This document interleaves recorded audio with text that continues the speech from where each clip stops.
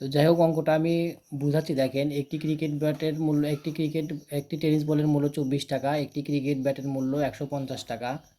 ক সংখ্যক tennis ball ও একটি ক্রিকেট ব্যাট ক্রয় করে দোকানিকে এত টাকা পরিশোধ করা হলো। সমস্যাটি গাণিতিক বাক্যে প্রকাশ করে সমাধান করি। তো এই ফুল অঙ্কটা আমি বোর্ডে করাচ্ছি, আপনারা একটু লক্ষ্য করে দেখবেন। এটা পেজ নাম্বার কত? 19, পেজ নাম্বার 19। দেখেন, আমি বোর্ডে চলে যাচ্ছি, আপনারা লক্ষ্য করুন কিভাবে করি। দেখেন, তো এটা সমাধান করতে গিয়ে বইয়ে কিন্তু দেওয়া আছে গাণিতিক বাক্য এত। এখন ক এর মান যথাক্রমে 1, 2, 3, 4 বসিয়ে গাণিতিক বাক্যটি সত্য কিনা যাচাই করি। এটা কিন্তু আমরা গাণিতিক বাক্য 2, 3, 4ও বসাতে পারি, বা 3, 4, 5 ইত্যাদি বসাতে পারি, কিন্তু বইয়ে যেহেতু দিয়ে দিছে 1, 2, 3, 4, আমরা ওটা ধরেই করব। তো বইয়ে আমাদের বক্স আছে, বক্স করে করলে জিনিসটা ভালো, বক্স ছাড়াও করতে পারেন। তো বক্স আমাদের দেওয়া আছে, এরকম একটা বক্স দেওয়া আছে, এরকম আমাদের বক্স করে দেওয়া আছে, আমরা বক্স করে নিচ্ছি। আপনারা খাতায় করে নেবেন, সমস্যা নাই। এখানে একটা বক্স, এখানে সত্য মিথ্যার বক্স, এখানে একটা বক্স।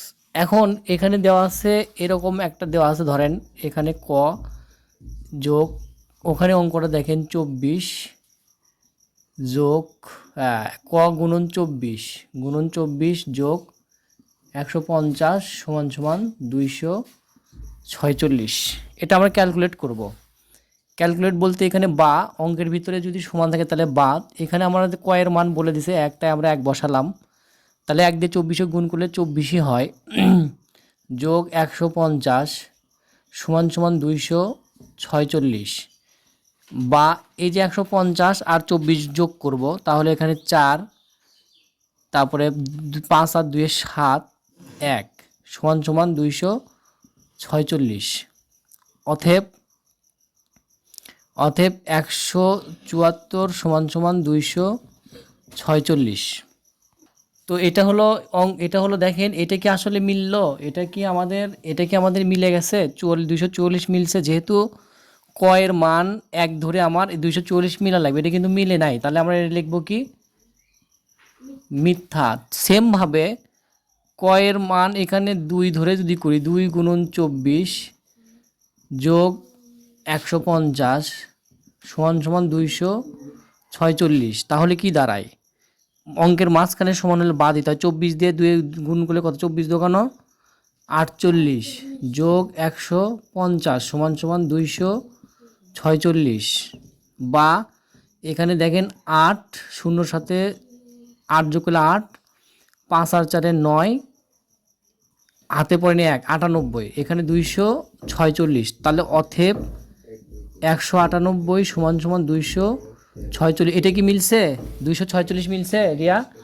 মিলে নাই, তাহলে এটা হবে মিথ্যা। তো অঙ্কটা এভাবেই করতে হবে।